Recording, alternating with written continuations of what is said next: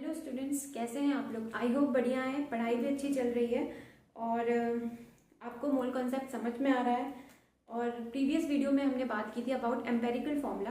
तो हमारा अप्रोच क्या होगा, एम्पेरिकल फॉर्मूला में हमें दो चीज़ याद रखनी है कि अगर हमें मास दिया है, ठीक है, तो हमें सबसे पहले उसे मोल्स के फॉर्म में लाना है, फिर हमें मोलर रेशियो देखना है और मोलर रेशियो जो हमें मिला है वो सिंपलेस्ट मिनिमम होल नंबर में होना चाहिए। तो ये दोनों पॉइंट कल मैंने आपको लिखवाया था, जो कि एम्पेरिकल फॉर्मूला जब आप निकालेंगे तो उसके लिए जरूरी है। देखिए, आप मॉलिक्यूलर फॉर्मूला पे चलते हैं। मॉलिक्यूलर फॉर्मूला आप जानते हैं, डिफरेंट तरह के कंपाउंड्स हैं, आप जनरली मॉलिक्यूलर फॉर्मूला ही पढ़ते हैं, उसके थ्रू आप मॉलिक्यूलर मास निकालते हैं, ठीक है। तो जनरली आप मॉलिक्यूलर फॉर्मूला ही पढ़ते हैं। तो वो actual simplest molar ratio of different atom which is present in a compound. तो जैसे कि आपने जब एम्पेरिकल फॉर्मूला पढ़ा था तो उसमें क्या कहा था, उसमें ये कहा था कि simplest minimum molar ratio of different atom present in the compound. यहाँ पे क्या है, यहाँ पे एक्चुअल वर्ड है, ठीक है। यहाँ पे क्या है, यहाँ पे एक्चुअल है, actual simplest molar ratio of different atom present in a compound. जैसे कि आप देख रहे हैं, ये क्या है, आपका ग्लूकोज है, ये क्या है, सल्फ्यूरिक एसिड है, ये क्या है, बेंजीन है, ठीक है। तो आप जनरली आप यही पढ़ते हैं, ठीक है ना। आपको बेंजीन जब बताया जाता है तो आप बेंजीन का मॉलिक्यूलर फॉर्मूला ही लिखते हैं, ठीक है, एम्पेरिकल फॉर्मूला नहीं लिखते। तो अगर मैं ये कह रही हूँ कि मॉलिक्यूलर फॉर्मूला जो मेरा दिया है, मॉलिक्यूलर फॉर्मूला ऑफ बेंजीन, वो क्या है, C6H6। तो what is empirical formula, empirical formula benzene का क्या होगा। तो आप जानते हैं कि हमें एम्पेरिकल फॉर्मूला के लिए molar ratio simplest whole number में होना चाहिए। तो अगर मैं इसे 6 से डिवाइड कर दूं, C6H6 जो मेरा मॉलिक्यूलर फॉर्मूला है, इसे मैं 6 से दोनों तरफ डिवाइड कर दूं तो मेरा आंसर क्या आ जाएगा, CH, ठीक है। तो ये क्या है, minimum whole number molar ratio में आ गया, ठीक है ना। तो क्योंकि जो इन एटम्स के जो मोलर रेशियो आए हैं वो क्या है, 1:1 है ना। तो ये क्या हुआ, ये मिनिमम हुआ, ठीक है ना। तो मिनिमम होल नंबर में आ गया। तो ये आपका एम्पेरिकल फॉर्मूला हो गया। तो देखिए, मॉलिक्यूलर फॉर्मूला जो आपका बेंजीन का था, अगर मैं कहूँ कि 6 इंटू एम्पेरिकल फॉर्मूला जो कि CH है, ठीक है, तो ये क्या हो जाएगा, तो इससे आपको मॉलिक्यूलर फॉर्मूला मिल जाएगा। दैट इज मॉलिक्यूलर फॉर्मूला मेरा आ जाएगा C6, जब इसे इंटू करूंगी तो क्या हो जाएगा, C6H6, ठीक है। ये क्या आ गया, मॉलिक्यूलर फॉर्मूला, ठीक है।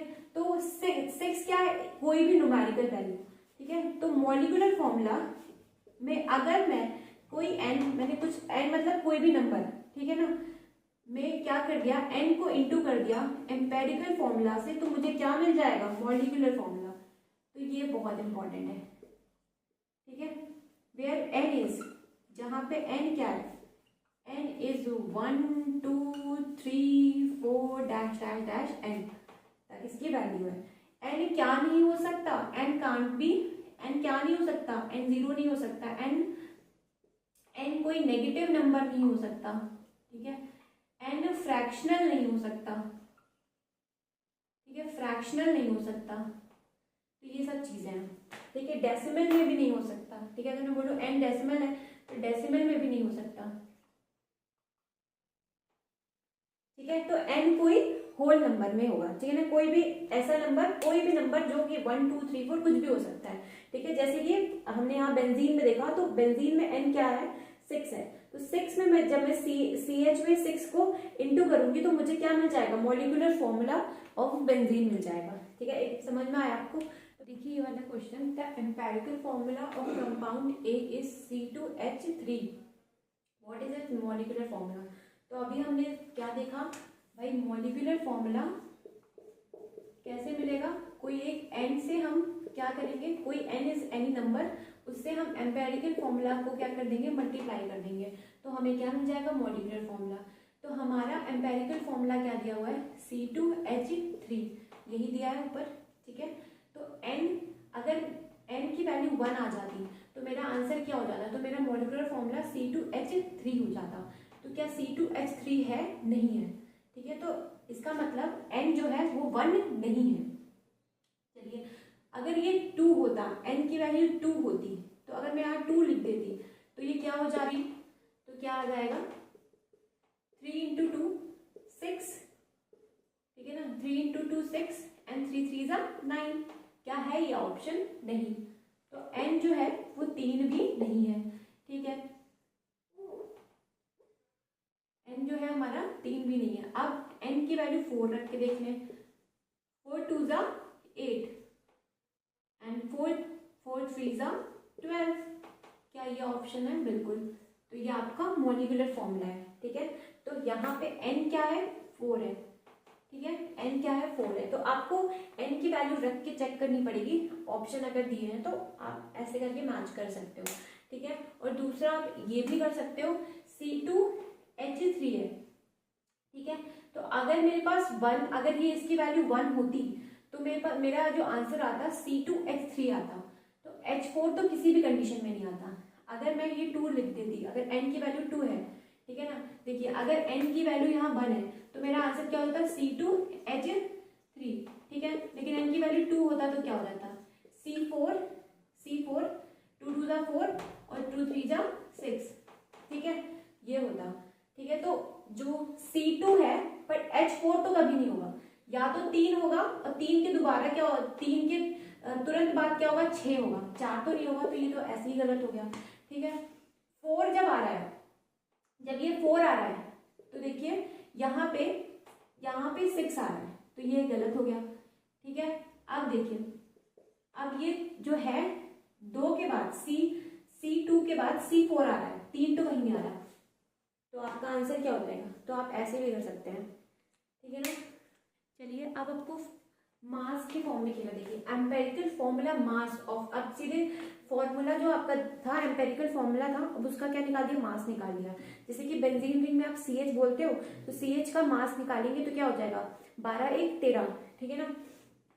तो ये यही कह रहा है, तो एम्पेरिकल फॉर्मूला मास, जो फॉर्मूला था उसका मास निकाल दिया of a compound A is 13। तो आपको एम्पेरिकल फॉर्मूला मास दे दिया है, ठीक है, क्या दिया हुआ है? एम्पेरिकल फॉर्मूला मास, ठीक है, एम्पेरिकल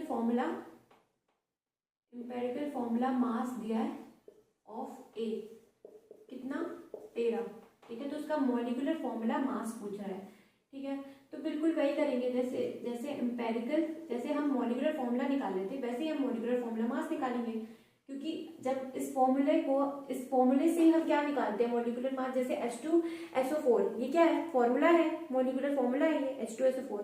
तो जब आप इसे सॉल्व करते हैं by combining different atomic masses, आप क्या करते हैं? जब सबको जोड़ते हैं और क्या निकालते हैं? इसका मॉलिक्यूलर मास। तो वही यहाँ पे बात की है। तो मॉलिक्यूलर फॉर्मूला मास कैसे आएगा? वैसे ही भाई n into empirical formula mass, ठीक है। तो देखिए एम्पेरिकल फॉर्मूला मास 13 है, तो क्या अगर ये n की वैल्यू 1 होती तो क्या आता? मॉलिक्यूलर मास 13 आता, ठीक है। n की वैल्यू 2 है, ठीक है, जब n की वैल्यू 2 पुट कर रहे हैं तो क्या आ रहा है? तो मेरा आंसर आ रहा है 26। तो क्या 26 आंसर है? नहीं है। तो 24 भी नहीं हो सकता, 29 भी नहीं हो सकता, ठीक है। चलिए इसकी वैल्यू 3 पुट करते हैं। n अगर 3 है तो इसकी वैल्यू क्या आ रही है? 39। कोई मैच कर रहा है? बिल्कुल 39, ठीक है। जब n की वैल्यू 4 रख रहे हैं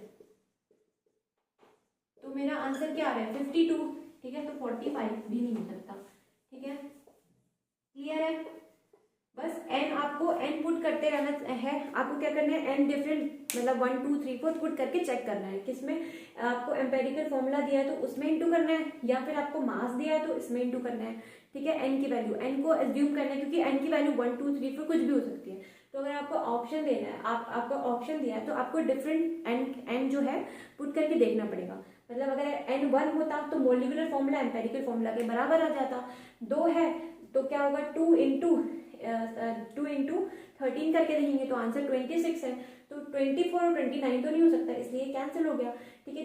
जब 3 से ऐसे करेंगे, n अगर हमारा 3 है तो 3 इंटू 13 तो 39 आएगा, तो हमारा मैच कर गया। तो मॉलिक्यूलर फॉर्मूला मास जो है आया A का, वो क्या आया? तो मॉलिक्यूलर फॉर्मूला मास ऑफ ए कितना आया 39, ठीक है 39। तो अगर मेरे को n, तो यहाँ से अगर मैं n लिखूं तो n क्या हो जाएगा, n हो जाएगा molecular formula mass upon empirical formula mass से आपको क्या मिल जाएगा n। अरे आप जब आपने क्या निकाला 39, तो 39/13 करेंगे तो आंसर क्या आ जाएगा 3, तो वही मैंने यहाँ पे n के फॉर्म में लिख दिया, ठीक है। तो आप ये भी जानते हैं कि molecular formula is equals to n times into empirical formula, ठीक है। तो ये दोनों चीज आपको याद होनी चाहिए,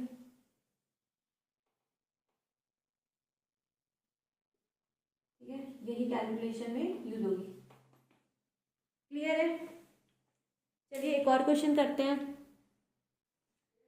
इन hydrocarbon the mass percentage of carbon and hydrogen is 92.3% and 7.7% approximate.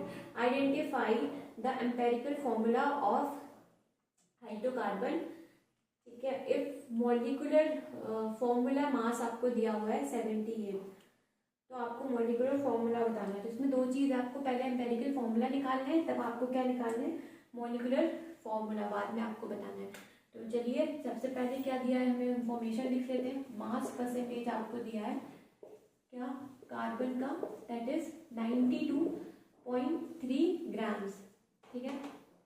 अरे भाई ये हमने कल ही डिस्कस किया था, दैट इज 92.3 ग्राम।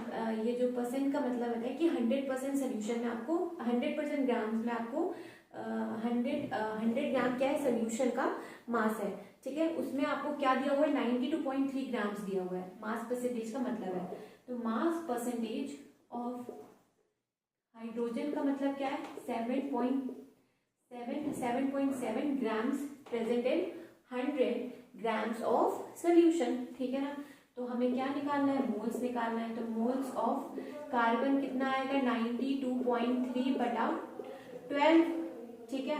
तो मोल्स ऑफ हाइड्रोजन क्या आएगा, दैट इज 7.7/1, क्योंकि हाइड्रोजन का एटॉमिक मास क्या होता है 1, 12 का कार्बन का एटॉमिक मास 12 होता है। जब आप इसे सॉल्व करेंगे तो जो इसकी वैल्यू आएगी वो आएगी 7.7, ठीक है। ये तो है ही 7.7, ठीक है। जब इसे 1 से डिवाइड करेंगे तो आंसर क्या आएगा 7.7। जब आप इसे 12 को 9.2 से डिवाइड करेंगे तो आंसर क्या आएगा 7.7, ठीक है। तो यानी कि जो आपका जब मैं इसे 7.7 से डिवाइड करूंगी, 7.7 से डिवाइड करूंगी तो मेरा आंसर क्या आ जाएगा 1 और 1।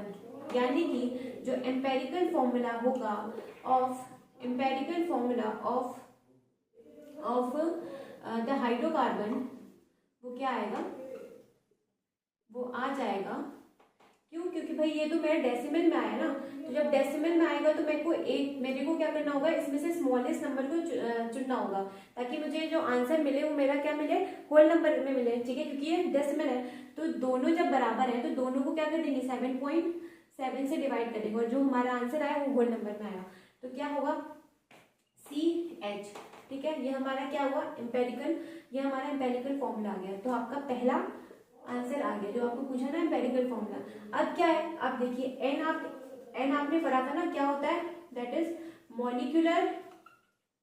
Molecular formula mass upon empirical formula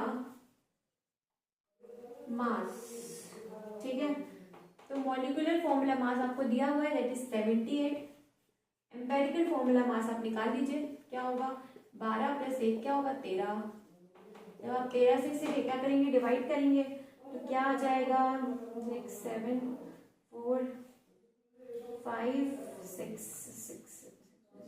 हाँ 6 तो ये 6 से जाएगा, ठीक है। तो n आपका कितना आ गया 6 आ गया, ठीक है।